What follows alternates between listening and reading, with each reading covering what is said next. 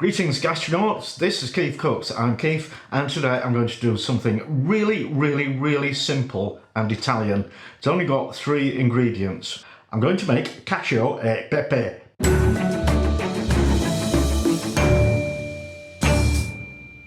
Now the chances are, unless you're a Roman, not that kind, a modern Roman, you might never have heard of this dish, Cacio e Pepe. It sounds like a couple of cartoon villains, but actually it just means cheese and pepper. So it's spaghetti with a simple sauce made of pecorino cheese and the water from cooking the spaghetti and crushed black pepper. Amazing! So in theory it's incredibly simple and should be foolproof. In reality it's anything but. There's all kinds of things can go wrong with your sauce. Basically it splits, it curdles, it goes clumpy and lumpy. But what you're aiming for is a really nice, smooth, cheesy that clings to the pasta and is marvellous.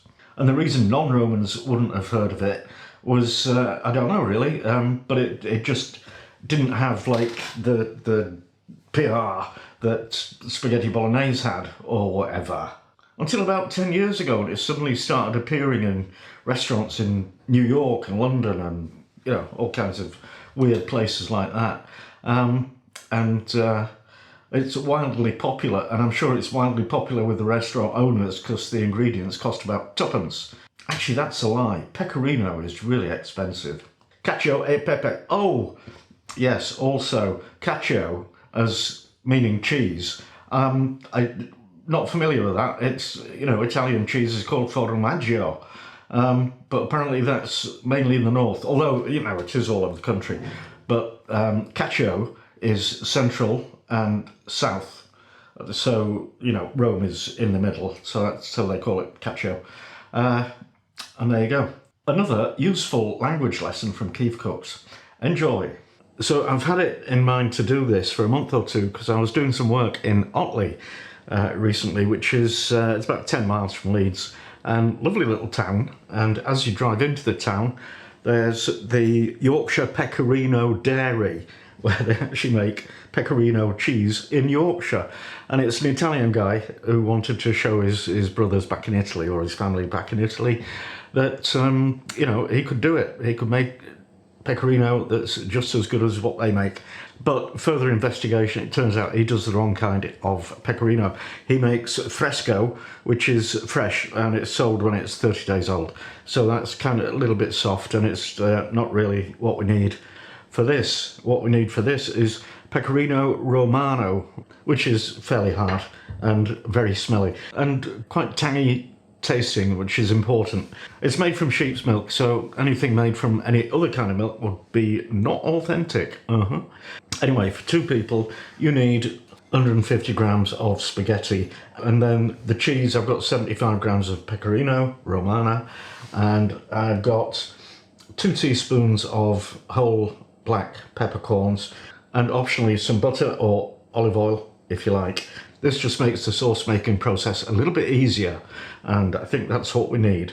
It's very important to get your cheese grated really finely. If the chunks of cheese are too big, they won't melt at the right pace, and you'll probably end up with a clumpy or lumpy sauce. And the cheese, by the way, needs to be at room temperature, so take it out of the fridge a couple of hours before you're going to need it. We want to toast the peppercorns, so get a heavy bottom pan, heat it quite hot, and then put your peppercorns in and stir them around for a bit till they start to release their aroma.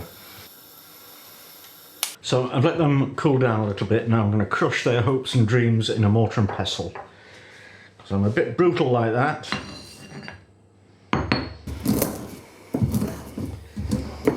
You want a mix of, you know, fairly coarse chunks and some finer chunks. And it's quite easy to crush them now they've been toasted because they're quite soft.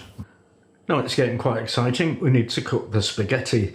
So I've got some water in that cast iron casserole, and not as much water as you'd normally use for spaghetti, because we want the starch that usually comes off pasta to be concentrated in the water, and that will help thicken the sauce and make it wonderful. So I've got ½ litre of water in that pan. Bring it to the boil, and then put the spaghetti in and cook it for 3 minutes less time than is recommended on the packet.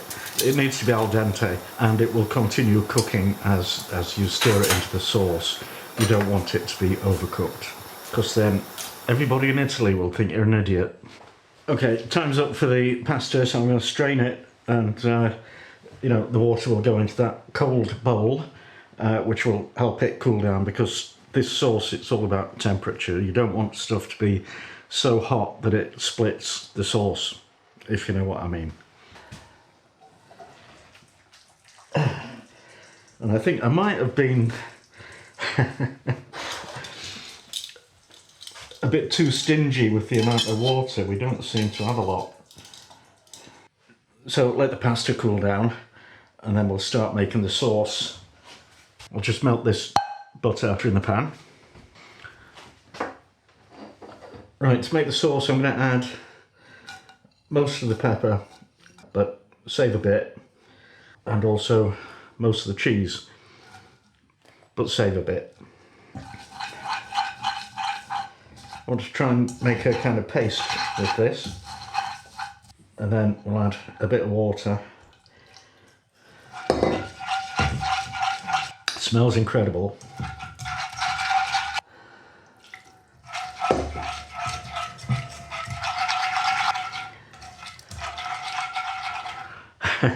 I don't know if this is right. It looks a little bit scrambled to me. Anyway, now I need to add the pasta.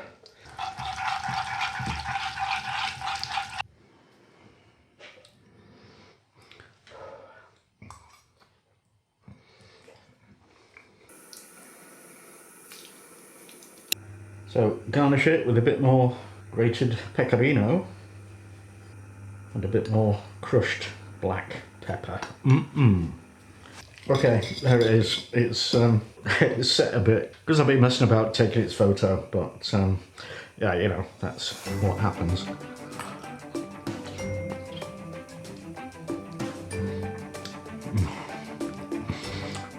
It is still absolutely wonderful. Oh. The cheese, the pepper, and the pasta, my goodness.